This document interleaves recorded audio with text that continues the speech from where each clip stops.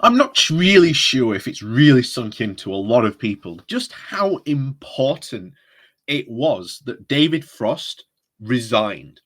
Because remember, Frosty here is the sixth guy to step up to the plate to bat for essentially Brexit. He's the sixth person in line of this.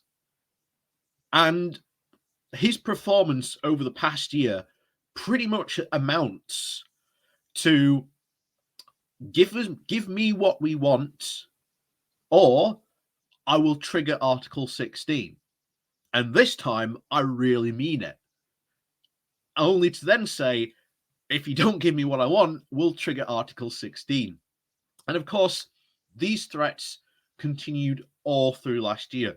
Pretty much his continuing move was to trigger Article 16. And there comes to a point where in any negotiation, if you're not following through with your threat, it just becomes incredibly hollow.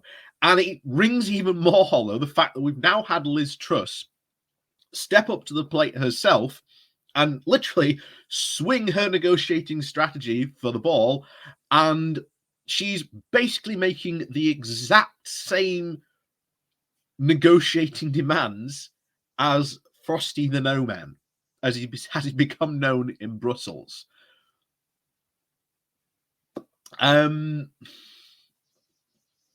You know, what more have you got to say? Liz Truss is not going to achieve anything more. In fact, depending how these negotiations go, it may very well hamper her leadership bid. We'll have to see how this goes. Who knows? Maybe Liz Truss may convince Boris to actually trigger Article 16. I doubt it, but we'll see. So let's get really into this and to see how much Brexit is now devouring its own children, because I think this really exemplifies the cause that the Conservatives have tied their ship to, and it's sinking very, very fast. So before we do jump into this, like I say, the last video before Christmas, so Merry Christmas to you all. Hope you have a very wonderful day tomorrow. There won't be any videos tomorrow, so this is my last one before Christmas. Afterwards, though, Boxing Day, we'll be back. We'll be talking about some local politics with the local mayor elections here in South Yorkshire. So please do remember to also hit that like, share, and subscribe button. And of course, down below, there are links to my Patreon page and a one-off donation link called Buy Me Coffee, where you can, well, buy me coffee. And as always, there are the YouTube subscriptions open down below as well. And as always, thank you to everyone who does support the channel and has supported the channel this year. I do hope you have a very Merry Christmas. So let's dive into this then, shall we? So this comes from Prospect Magazine, the title of David Frost's Resignation Shows How Brexit is Devouring Its Own Children. In fact, because some of you I know ask, we'll try and make that bigger for you there. There we go. So, I never thought Lord Frost would last long. Sitting directly opposite him and questioning him in the House of Lords for his 10 months as Brexit minister, I was almost struck by his petrified shiftiness. He never once looked me in the eye, just nervously recited the Brexit platitudes, which we had to read out very haughtily from a big red binder because he couldn't even remember them properly. In our last exchange, 2 days before his resignation hit the headlines, said it all. I wished him a very happy Christmas and joshed him to him just as in Christmas past, when he was a strong supporter of the EU. So in the Christmas future, I hoped that he could stop being Mr. Scrooge and buy his nieces and nephews the glorious presents in which the single market and customs union. His response, "You can watch it here." Was his piece? This was the piece of the wooden nonsense. I believe that our future outside the European Union is a great one. I must say that I have not noticed any difficulty in accessing products from the European Union, and our exports to the European Union are continuing well. I'm sure we will prosper on that basis. He himself surely didn't believe this when he said it. Or he wouldn't have been spending the last 6 months noisily attempting to try and renegotiate the Northern Ireland Protocol, a very key part of his Brexit agreement with the EU, which kicked in only a year ago, and which he kept telling us was an immediate and catastrophic effect on trade between Northern Ireland and Great Britain.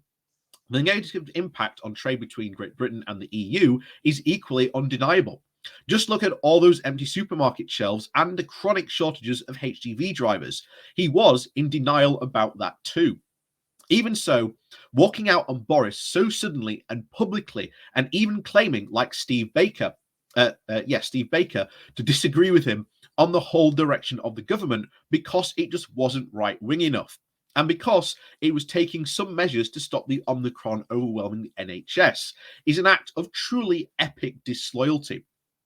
Frost owes everything, peerage, position, power, to Boris, and would have never been nobody without him. Not even Mr. Scrooge. Now he was turned Brutus to Caesar, just like Dominic Cummings. I wouldn't be surprised if the two of them had plotted his departure together, along with the Maoist resignation letter bemoaning that the Brexit revolution is failing because it isn't revolutionary enough. Brexit is steadily devouring its instigators and its children. Of the 24 members of David Cameron's Tory cabinet just 5 years ago, only 3 of them are in office, and only one, Liz Truss, who ironically has been past Frost's poison chalice, has been in office continuously since May of 2016. Frost is the 47th ministerial resignation related to Brexit. So there are 2 compelling questions. Are we yet at the peak revolution and starting the reactionary phase? And has Caesar been slain or only just wounded? The 2 are obviously related, particularly after last week's North Shropshire by-election, which saw a 34% swing to the Lib Dems and made a lot of Tory MPs contemplate their own mortality. We appear to be on the Boris Brexit plateau, in that any intensification of the Brexit battles simply just isn't viable anymore. Before his walkout, Frost had already been forced to retreat from his Article 16 in the Northern Ireland Protocol to spend the whole Brexit deal with the EU. And it is not hard to see how Boris ever returns to a post-vaccine levels of popularity, which during the summer and autumn gave him the political position akin to Thatcher after the Falklands and Blair before Iraq. He totally failed to actually capitalize on it because he had no credible ideas for the national renewal or any kind of interest beyond the empty slogans of levelling up and building back better. But as Adam Smith said, there's a lot of ruin in a country. And this is a huge and unusually long drawn-out process to remove a prime minister outside of an election defeat. Just because this has happened twice in the last 5 years or so, both amid deep Brexit crises, doesn't mean that it's bound to happen this time. Boris's extraordinary ruthlessness, egocentricity, and ability to rebound, which I've documented in my profile, the Prime Etonian, probably hasn't deserted him yet. And the Frostite Tory right, who are currently doing their most trying to gun for him, absolutely don't want the high tax or even the crypto Remainer Truss as his successor. It is also very highly significant that the North Shropshire was lost to the Lib Dems, not Labour, particularly in the context of Bexley by-election just 2 weeks previously, which the Tories held comfortably against the second-place Labour. The country wants a better Tory government, or without Johnson, but it isn't yet showing signs in real elections or wanting to vote for a Labour government.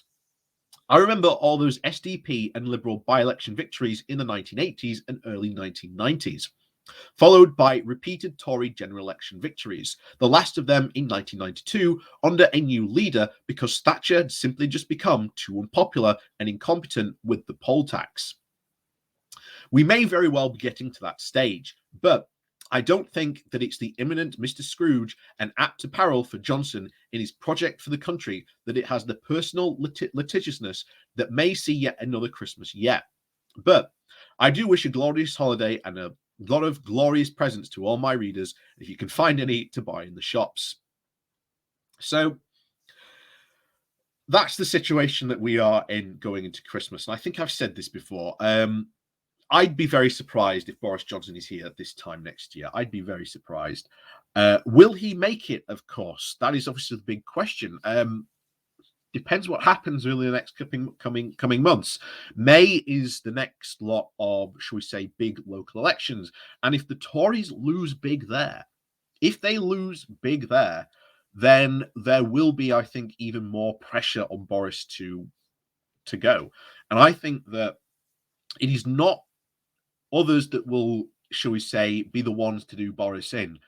Boris will be the one to go. I think he will very quickly realize that his position is untenable and that he would rather walk than be pushed out of his position.